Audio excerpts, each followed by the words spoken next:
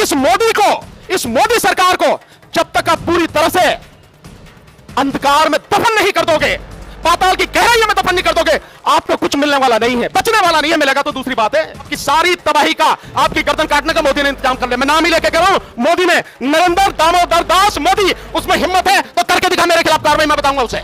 बहुत ही अगर जनता उसको पसंद करती है, कि इस देश की सारी जनता उसको चाहती है, इतना वो खूबसूरत है, इतना वो बढ़िया व्यक्ति है, तो मैं सीना ठोक के कहता हूं, एक बार बैलेट पेपर से चुनाव करा, तेरे सामने मैं लड़ूंगा, फिर जीत के दिखाइयो, पता लग जाएगी तुझे तेरी औकात। ईवीएम है तो मोदी है, मोदी है तो तुम नहीं हो, तुम्हारी तबाही है। ईवीएम नहीं है तो ही देश बचेगा, तो ही तुम बचोगे, तुम्हारी आने वाली पीढ़ी बचेगी, तुम्हारे बच्चों का भविष्य बचेगा। देश की अदालतें मैं बिल्कुल खुलेआम कह सकता हूं, अब इस काबिल नहीं रही कि लोगों को बचा सके, देश के संविधान की रक्षा कर सके, आपको आपका अधिकार दिला सके।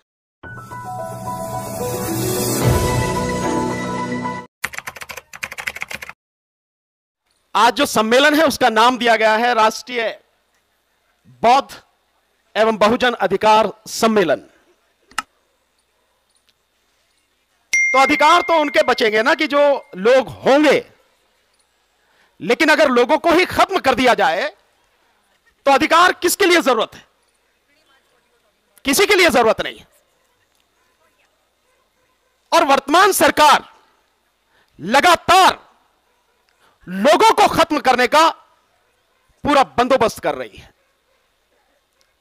आपको मालूम होगा, बड़ा हल्ला मच रहा है कि संसद की सुरक्षा में चूक, और बीजेपी के जो एमपी है उसके माध्यम से पास बनवाए गए उन लोगों के जिससे वो अंदर पहुंचे, और उसी दिन 2 महत्वपूर्ण कानून पास कर दिए गए और आप इसी सुरक्षा में अटके पड़े हो।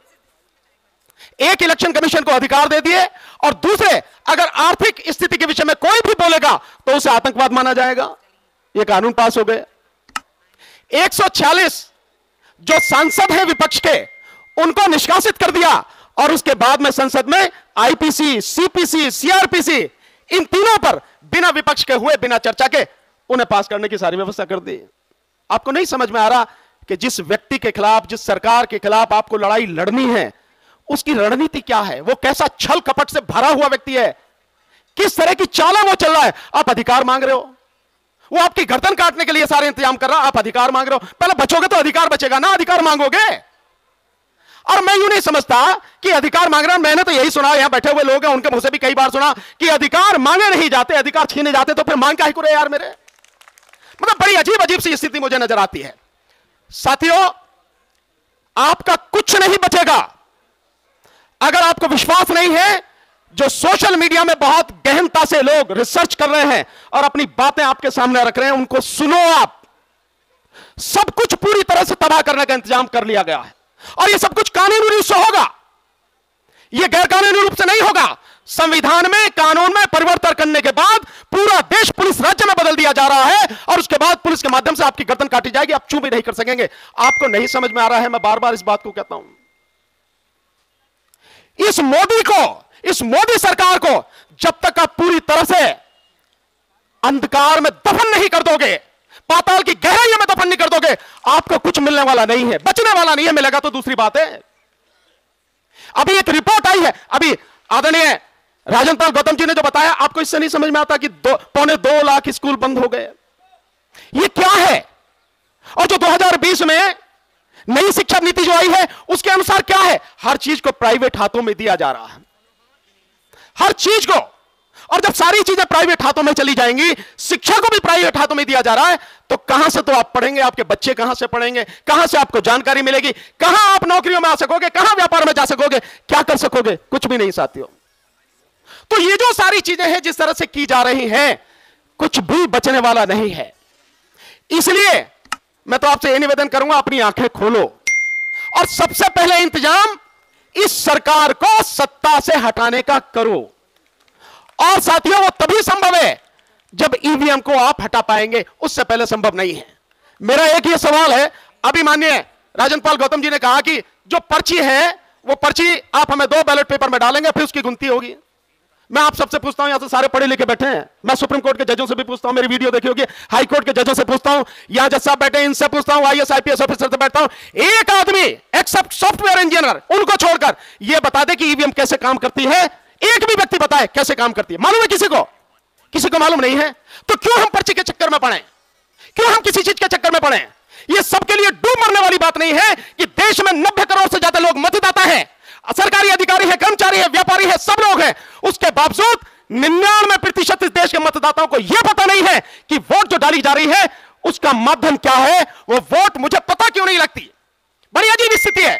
3 मशीनें हैं, एक है कंट्रोलिंग यूनिट जिसकी गिनती होती है, जिसमें वोट जाने की बात कही जाती है, एक है बैलेट यूनिट जिसमें मैं बटन दबाता हूं, और एक है आपकी वीवीपैट जिसमें आपको पर्ची 7 सेकंड के लिए दिखती है। यह बताने कितने लोग हैं जो 7 सेकंड में पर्ची देख पाते हैं? 7 सेकंड में नहीं देख पाते, और उसकी कभी गिनती नहीं होती। जो पर्ची असली अगर वोट मानी जाए तो वही है ना, उसकी कभी गिनती नहीं होती। गिनती किसकी होती है? उसकी जो कंट्रोलिंग यूनिट है, जिसमें आपने कहा जाता कि आपकी वोट उसमें गई, आपको नहीं पता आपकी वोट गई है, किसको गई है, कहां गई है, कुछ नहीं पता। बावजूद सुप्रीम कोर्ट के जजेस से लेकर सारे पढ़े लिखे लोग, अनपढ़ की तो बात ही छोड़ दो, इसी माध्यम से लगातार चुनाव कर रहे हैं, इलेक्शन वोट डालते चले जा रहे हैं। यह सबके लिए डूब मरने वाली बात नहीं है। मैंने बार बार कहा है कि पॉलिटिकल पार्टियां, विशेषकर कांग्रेस जो पार्टी है, और कांग्रेस के साथ साथ में जितनी भी इंडिया गठबंधन में ये 27-28 पार्टियां हैं, क्यों नहीं सड़क पर उतरकर इसका विरोध करती है कि ईवीएम से चुनाव होगा तो हम भाग नहीं लेंगे, चुनाव होने नहीं देंगे। और आप समझ लो, अगर आप ये नहीं करेंगे आंदोलन, तो इसके बाद कुछ बचना नहीं है। मैं बार बार कह रहा हूं, आपकी सारी तबाही का, आपकी गर्दन काटने का मोदी ने इंतजाम कर लिया। मैं नाम ही लेके कह रहा हूं, मोदी ने, नरेंद्र दामोदर दास मोदी, उसमें हिम्मत है तो करके दिखा, मेरे खिलाफ कार्रवाई मैं बताऊंगा उसे। और बहुत ही अगर जनता उसको पसंद करती है, कि इस देश की सारी जनता उसको चाहती है, इतना वो खूबसूरत है, इतना वो बढ़िया व्यक्ति है, तो मैं सीना ठोक के कहता हूं, एक बार बैलेट पेपर से चुनाव करा, तेरे सामने मैं लड़ूंगा, फिर जीत के दिखाइयो, पता लग जाएगी तुझे तेरी औकात। साथियों, इन चीजों को समझने की जरूरत है। ईवीएम है तो मोदी है, मोदी है तो तुम नहीं हो, तुम्हारी तबाही है। ईवीएम नहीं है तो ही देश बचेगा, तो ही तुम बचोगे, तुम्हारी आने वाली पीढ़ी बचेगी, तुम्हारे बच्चों का भविष्य बचेगा। उसके बाद ही अधिकार की बात करना। अबे जिंदा रहोगे तो अधिकार मांगोगे ना, जिंदा ही नहीं रहोगे तो काहे के अधिकार है। इसलिए मेरा आप सबसे निवेदन है, ईवीएम के मुद्दे को पहला मुद्दा बनाकर इस पर संघर्ष कीजिए, सड़क पर आइए। जितने भी पॉलिटिकल पार्टी हैं, नेता हैं, सबको कहिए कि यह आम है। हालांकि इनसे कहने का कोई फायदा नहीं है, क्योंकि इन सभी नेताओं के रहते हुए आपके तमाम अधिकार कानूनी रूप से इसी संसद में, विधानसभाओं में खत्म कर दिए गए, और ये मुर्दे जरा भी कुछ नहीं कर पाए, सारे के सारे, चाहे 131 का हो या बाकी और जितने भी है, जो कहना है कह लो, लेकिन इनके रहते हुए सब कुछ हो गया। और पार्लियामेंट में आज की तारीख में जिस तरह की गुंडागर्दी चली है, मैं यही शब्द बोलूंगा, गुंडागर्दी जो चल रही है, ऐसी गुंडागर्दी लोकतंत्र में, किसी संसद में, किसी विधानसभा में आज तक कभी किसी ने ना देखी, और ना ही कभी किसी सरकार ने ऐसी की जैसी हो रही है। इससे बचने का रास्ता केवल और केवल सड़क। देश की अदालतें, हम भी अदालत में रहती हैं, देश की अदालतें मैं बिल्कुल खुलेआम कह सकता हूं, अब इस काबिल नहीं रही कि लोगों को बचा सके, देश के संविधान की रक्षा कर सके, आपको आपका अधिकार दें। और जब अभी जज साहब कह के गए कि जून 18 में जब 4 जजेस बाहर निकल कर आए, तो उन्होंने भी तो पब्लिक से कहा था कि लोकतंत्र खतरे में, तो तब भी नहीं समझे। साथियों, जो स्थिति है, केवल और केवल देश की जनता सड़क पर आएगी तो ही देश बचेगा, अन्यथा कुछ बचना नहीं है। मैं एक सूचना आपको देता हूं, शायद आप लोग साथ दे पाए हमारा। 6 जनवरी को इसी जंतर मंतर पर ईवीएम को हटाने के लिए हमने कॉल दी है, देश भर से लोग आ रहे हैं, इस बार बहुत अच्छा रेस्पॉन्स है। मैं आप सबसे निवेदन करूंगा, एक एक व्यक्ति जो यहां बैठा है और जो नेता है, सारे के सारे, मेरा अभी साहब आपको निमंत्रण है, सारे के सारे 6 जनवरी को यहां आए। साथियों, मेरी बेटी की शादी नहीं है, मेरे बेटे का ब्याह नहीं है, जनता की लड़ाई है, हम सबकी लड़ाई है।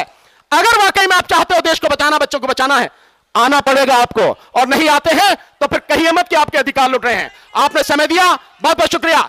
6 जनवरी 2024, बहुत बहुत शुक्रिया। नमो बुद्धाय, जय भीम।